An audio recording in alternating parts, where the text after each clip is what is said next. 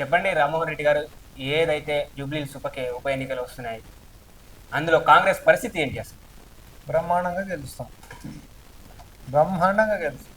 మేము ఇస్తున్నటువంటి సంక్షేమాలు అన్నీ కూడా క్షేత్రస్థాయి జనాలకు పోతున్నాయి. అట్ ద సేమ్ టైం ఈ యొక్క ప్రభుత్వం మీద ప్రజలకు అపారమైనటువంటి నమ్మకం కూడా పెరిగింది. ఇవన్నీ జనాలు చూస్తూ ఉన్నారు, వివేకవంతులు జనాలు. గతంలో కూడా ఇవన్నీ చూసిండ్రు. మన యొక్క ఆలోచనలు బాగున్నాయని అంటేనే కంటోన్మెంట్లో గెలిపించారు.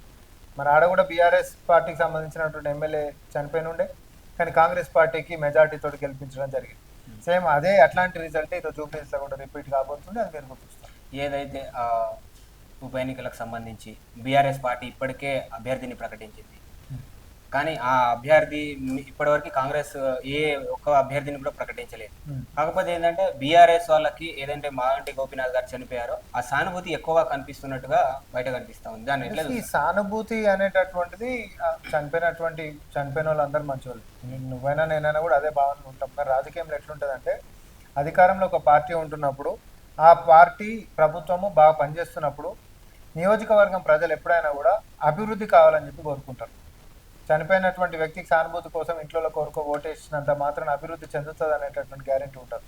కాబట్టి ఈ మధ్యకాలం మీరు కొంచెం చరిత్ర గిట్ట తీసుకుంటే మన కంటోన్మెంట్ అందుకని అన్నా నేను. మరి బీఆర్ఎస్ పార్టీ ఎమ్మెల్యే చనిపోయిన కూడా కాంగ్రెస్ పార్టీ గెలిచింది. ఈ రిజల్ట్ ఇప్పటిది కాదు, గతం నుంచి కూడా ఇట్లాంటివి వస్తూ ఉన్నాయి. కాబట్టి ఇట్లాంటివి ఏవి కాకుండా ప్రజలు ఖచ్చితంగా ప్రజాపాలనకి ప్రభుత్వానికి ఓటేయబోతురు. మేము అఖండ మెజార్టీతో అక్కడ గెలవబోతున్నాం. అభ్యర్థితోటి సంబంధం లేకుండా గుర్తుతోటే కాంగ్రెస్ పార్టీ గెలవబోతుంది. అభ్యర్థి is going to be an advantage. అంటే అభ్యర్థి ఇప్పటి వరకు ప్రకటించలేదు, పైగా ఆయన చనిపోయారు. అంటే మాగంటి గోపీనాథ్ గారి భార్య సునీతను వాళ్ళు బీఆర్ఎస్ ప్రకటించారు, కానీ ఎక్కువ సానుభూతి కనిపించే అవకాశం కనిపిస్తా ఉంది అక్కడ. అవకాశం ఉందనేటటువంటి వాదన ఎప్పటికైనా కూడా వాదించుకోవచ్చు. కానీ నేను అనేది ఒకటే, ఈరోజు ప్రగతి దిశగా ప్రజలు ఓటేస్తున్నారు. ఓకే, సానుభూతి వ్యవహారంలో సానుభూతి వ్యక్తం చేస్తారే తప్ప ఈరోజు మిగతా కాలం మొత్తం కూడా మనకు అందుబాటులో ఉండేటటువంటి ప్రభుత్వాన్ని నాయకత్వాన్ని కోరుకుంటారు. కాబట్టి అన్ని రకాలుగా కూడా కాంగ్రెస్ పార్టీ అక్కడ ముందుంది. ఆల్రెడీ సర్వేలలో కూడా కాంగ్రెస్ పార్టీ ముందంజలో ఉంది. కాబట్టి అభ్యర్థి అనేటటువంటిది బోనస్ కాబోతుంది. మేము ఆడ గెలవబోతున్నాము. బీఆర్ఎస్ బీజేపీ వాళ్ళిద్దరు కలిసి పోటీ చేస్తున్నప్పటికీ కూడా కాంగ్రెస్ పార్టీని ఓడగొట్టుడు అలా తరం కాదు.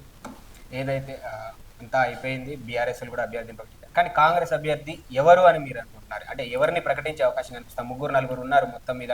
అంటే చాలా మంది ఉండొచ్చు పోటీలు, ఎందుకంటే మీది నేషనల్ పార్టీ కాబట్టి చాలా వరకు ఉండొచ్చు. కానీ లోకల్లో ఉన్న లీడర్స్కి చాలా పేర్లు వినిపిస్తూ ఉన్నాయి. ఎవరిని ప్రకటించే అవకాశం కనబడుతుంది? ముఖ్యమంత్రి గారు అధిష్టానం కలిసి ఇద్దరు కలిసి కూర్చొని మాట్లాడుకొని ఏ అభ్యర్థిని ఖరారు చేస్తే ఆ అభ్యర్థి కాంగ్రెస్ పార్టీ నుంచి నిలబడతాడు. Subscribe us and press the bell icon for more interesting updates.